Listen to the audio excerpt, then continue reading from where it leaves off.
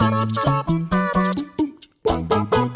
guys, Jules here for WhatCulture.com, and I want to talk to you today about video game difficulty modes, or more specifically, those for which turn even the most sane men into bold-bearded gimps who marginally make better content than BuzzFeed. Yes, I know my place. Video games are usually used for escapism, as a means of getting away from the mundanity of real life and work and complaints that you're beating your son too hard, but not these games. These games are hard as hard men being hard, who are hard if you catch my drift, and they're coming to do you. With this in mind, I'm Jules for WhatCulture.com, and these are 10 video game difficulty modes for the criminally insane. Number 10, Typing of the Dead Overkill Hardcore Mode. Now, I know that you guys won't know this, but reading one of my scripts is like trying to read hieroglyphs while blind and the images have actually been written in feces, in that they look like rambling messes of bad jokes, incorrect grammar, and just run-on sentences. What I'm trying to say is that my writing isn't my strong suit, and neither my typing. Therefore, Typing of the Dead Overkill's hardcore mode is something that I want to avoid like the goddamn plague. In this absolutely mental variant of the game, in which you have to type words and phrases correctly in order to damage creatures, the hardcore mode insists on not only providing you with some truly finger-aching words, but also tasks you with putting them in 100% correctly first time, or you have to redo the whole thing, and at speed, because these big bad lads will take a chunk out of you with a passion. It's something that only the dexterous of finger and anal of spelling should attempt, and hats off to you if you've managed to beat this weird and bloody hard mode. Number 9, Valkyria Chronicles EX Hard Mode. Oh, Valkyria Chronicles, I just love how utterly mad you are. Depicting what I can only describe as what would happen if a high school anime crossed over with World War II and a heavy dose of magic, it's utterly one of a kind and incredibly enjoyable to play. However, what's about as fun as trying to use your scrotum as a tent peg is the EX Hard Mode, which altered the way that you play the game drastically. For a start, you can't use the Edelweiss, your amazing tank, which, let's face it, saves your ass time and time again, but also every single enemy will now headshot you, even enemy tanks. As you can imagine, this turns even the most basic map into an absolute slaughter, and you need to be the best general alive just to survive the first enemy turn. Plus, it's not like you can bolster your troops with orders either, because these have been disabled, naturally. So it's like having your arms and legs cut off and then telling you that you're going to be heading up the Light Brigade. Sounds fun, right? Number 8, XCOM 2 Legendary Iron Man Mode. I do love me a bit of small unit strategy, and the XCOM franchise is one of my favourite series, and say it with me, kids, of all time! But that's not to say that we always see eye to ugly alien eye. Case in point, the legendary Iron Man mode that exists in the original reboot and its sequel, they are foot in the ass painful, with enemy AI unshackled, meaning that it can be even more of a dick, resources as pitiful as what I have to work with in the bedroom, and no option to scum save as the game auto-saves after every turn. Oh!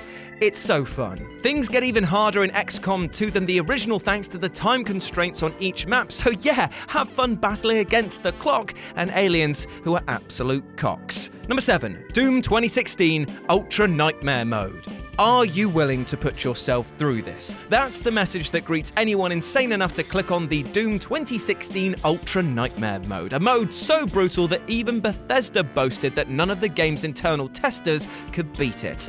Okay, I thought, I like a good challenge. Hell, I live in Gateshead, in which you have to fight at least 3 people to buy a bottle of Buckfast Abbey tonic wine, so I took up the mantle.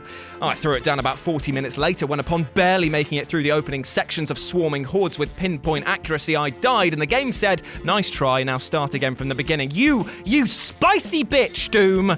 2016. Oh, you spicy bitch. Imagine getting to the final boss and choking. It's not something I ever experienced, but that's because I have a semblance of coherency left and I bailed on the challenge, as I enjoy it just on the reg. But if I had messed myself in the final bit and had to start again, well, I would have put my goddamn son through a wall. Number 6, Call of Duty World at War Veteran Mode. Right, so you've probably seen this and thought, a Call of Duty game on this list? Are you having a Giraffe, mate? Well, the answer is no, because this game is pure evil. In certain areas, it can become a corridor of grenades, each of which will down you instantly, and in others, the abysmal, infinitely respawning enemies will overwhelm you time and time again. Through trial and error, you can slog your way through the mass, hiding behind inch-perfect cover, and pray that you catch the enemy reloading, but this is on the same line of thinking that you can hook up your genitals to a car battery and have metal rods slid into your urethra. You can, but why the hell would you want to? Well, for the trophies, I guess. But pal, if you do this, then you're likely to suffer PTSD for real. Well, good luck, soldier. Number 5, Fire Emblem Awakening Lunatic Plus Mode. Fire Emblem as a series loves to punish players. If you've grown fond of a certain unit, then you might as well say goodbye to them, as their games will put them into the ground in a heartbeat. It's all built around a very clever mechanic. The game teaches you to love it and then abuses that love to make you pull units to protect your favourite ones, thus exposing your weakness. It's clever and advice that I've taken through to the dating scene. Lunatic mode is challenging enough, totally changing the AI of some enemies so that they purposefully hunt down weaker units, even if it's not strategically the best thing to do. This rush mentality means that you're never really prepared for battles, and Lunatic Plus mode ups the challenge even further, so much so that people have labelled it broken. In this mode, enemies get 2 new abilities randomly, which could be as frustrating as being able to attack you instantly, or just even passing through your units to get to the weaker ones. This randomization meant that some battles were literally impossible and would force resets until combinations arose that could actually be beaten. So yeah, this won't just drive you mad through challenge, but also in having to restart the game over and over. Fun! Number 4, Devil May Cry 4 Hell and Hell mode. Now, whatever you think about the introduction of copy-paste bowl cut boy Nero, one thing that we can all agree on is that Devil May Cry 4 could be very challenging. In its insistence to carry on the series' tradition of mental difficulty modes, DMC4 introduced Hell and Hell mode. If you were able to get through the Heaven and Hell mode, in which all enemies as well as the player die in one hit from anything, you get to saddle up and get horse-kicked by Hell and Hell mode. This charming little pox put the player in the same position as before in that everything killed them in one, but removed that restriction for the enemy, meaning that they had more offensive units of life than yours truly to church groups, and were able to beat you off quicker than your mum does when she's been on our classic Red Bull and Speed cocktail, which she calls the Jizz Fizz, and she's very proud of it. There's my one per list. I need not dwell any longer on why this will drive you mad, but if you do choose to venture forth with this, then good luck, as you're gonna bloody need it. Number 3, Cuphead Pacifist mode. Now, let it be known, I have a huge love for the old Cuphead. In fact, my friend and werewolf Rich Hudson and I completed it recently on a stream, which, as you could expect, drove us to breaking point and also the Twitch censorship and decency limit. The game is about 2 things, running and gunning. So imagine my surprise when I heard about the Pacifist mode, which challenges you to beat the game without killing any enemy outside of the bosses. I tried it and it drove me goddamn mad. Not being able to shoot in a game which conditions you to kill everything on sight lest it molest you is teeth-shatteringly frustrating, as is coming up with ways to get around the usually impassable mini-bosses. It's the one mode on this list which requires you to technically do less, but after completing it, all I wanted to do was punch someone in the face, which reminds me, Josh, get over here! Number 2, Resident Evil 7 Ethan Must Die mode. If you thought Resident Evil 7 wasn't bad enough with its in-your-face VR spooks, then you really should check out the Banned Footage Volume 1 DLC that came out soon after. In this, you play the titular Ethan, and he's got quite the task ahead of him: survive. With only a knife to his name and all other items randomly hidden in boxes that change every time you die, and you will die.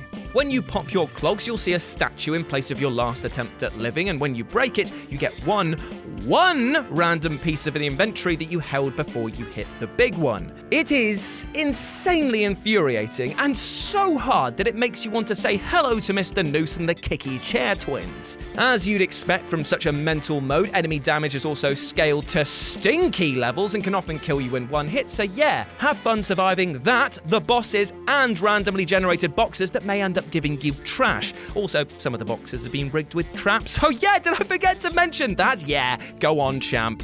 And number 1, FZero GX Story Mode on Very Hard. I am not messing around when I say that FZero GX is without a doubt the hardest racing game I've ever played. It requires razor-sharp reaction at even lower difficulty, so you can only imagine what's in store for you on the Very Hard mode. If you were to tackle the story mode on this difficulty, then you better strap in, because this game's gonna strap on something very nasty and make you cry out for a wet nurse. The story mode changes up the usual blistering races by offering you challenges to complete on new or redesigned tracks, and they are next to impossible. The first level, for example, challenges you to collect items while racing, and while it sounds simple, you've only got 3 laps to get them all, and if you complete the race, you'll do so with about a second to spare. That's the first level. It's bloody nuts. By the end of this experience, you'll not only be a broken wreck, but quite possibly, learn to be one of the best F-Zero players out there, which makes it all the sadder when you know Nintendo's been sitting on this IP for ages and won't pull the bloody trigger. Anyway, that's a story for another time. And there we go. Those were 8 video game difficulty modes for the criminally insane. Let me know what you thought about them down in the comments section below. As always, I've been Jules. You've been awesome. Hello to you. Hope you're having a nice day. If it's your birthday, happy birthday. If you've lost somebody today, I'm sorry. That went dark. Anyway, you can follow me at RetroJ with a 0 over on Twitter, and I'll speak to you soon. Bye!